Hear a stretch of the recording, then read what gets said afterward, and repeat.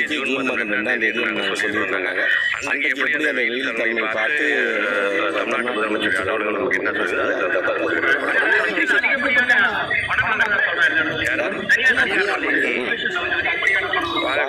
என்ன சம்பளத்தில் பேசும்போது 2009 வந்து இந்த கட்டணத்துக்கான நிர்ணயம் செய்கின்ற ஒரு ஆணையமே நம்ம வச்சிருக்கிறோம். ஒரு முன்னாள் நீதியரசர் தலைமையில். அதனால் அந்த நீதியரசர் தலைமையில் கமிட்டி என்ன சொல்றேன்னா, நாங்கள் நீக்கிறதை காட்டிலும் எந்த பள்ளிக்கூடமாவது தனியார் பள்ளிக்கூடம் அதிகமாக வாங்குவதற்கு கண்டிப்பாக கடும் நடவடிக்கை எடுக்கப்படும் என்பதை நாங்கள் சொல்லியிருக்கோம். மீண்டும் நான் வலியுறுத்தினோம்.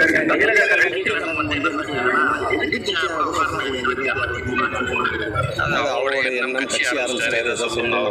அதனால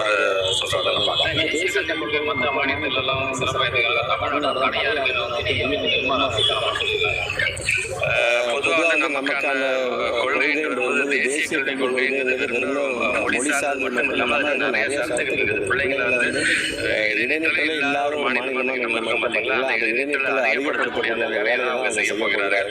அந்த மாதிரி பிஜி குழந்தைகள் கூட அந்த பயத்தை கொடுக்காத வண்ணம் ஒரு அப்படிங்கிறது 1 to 8 வந்து ஆல் பாஸ் போயிட்டு 9th 10th எவாலுவேஷன் ஆரம்பிக்கிறோம். ஆனால் இவங்க வைக்கிறது பார்த்தீங்கன்னா 3-5 வைக்கக்கூடிய மூலமாக பார்த்தீங்கன்னா குழந்தைகள் இடைநிலையில் அதிகப்படுத்தும் என்கின்ற அந்த காரணமும் ஒரு நல்ல காரணம். அது மட்டும் இல்லாமல் ஆசிரியர்களை வஞ்சிக்கக்கூடிய மாணவர்கள் நலன் சார்ந்து வஞ்சிக்கக்கூடிய பல சட்டங்கள் எல்லாம் சேர்த்து தான் குறிப்பாக நம்முடைய உயிர் பிரச்சனையாக இருக்கின்ற மொழி பிரச்சனையாக வந்து தேவையில்லாமல் நம்மளை பொறுத்தவரைக்கும் ஏற்கனவே வந்து வடகிழக்கு இருமொழி கொள்கையில் வந்து எந்த நம்ம வந்து நிறுவனம் செய்யப்பட்டிருக்கின்ற சிஸ்டமாக நம்ம இருக்கிறோம். மும்மொழி கொள்கை வந்து ஒரு ஃபெயிலியர் சிஸ்டம். ஆனால் அதை வந்து நீங்கள் பின்பற்றி சொல்வது வந்து ஏற்கத்தக்கது.